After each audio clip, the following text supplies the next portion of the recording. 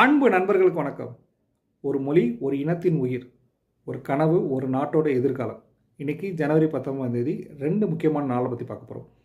First, Coke பராக் டே. இந்தியாவில் இருக்க திரிபுரா மாநிலத்தோட மூல மொழியான கோக் பராக் 2.5 மில்லியன் மக்களோட அடையாள மொழி.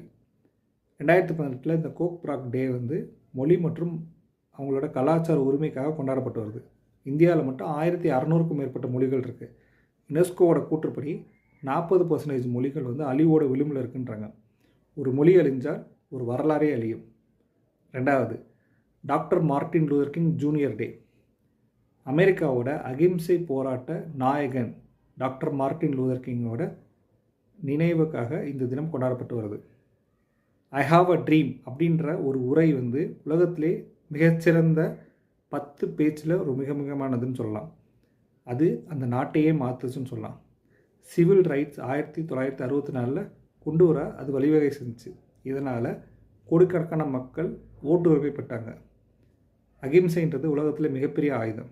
மொழி நம் அடையாளம், சமத்துவம், மனித உரிமை.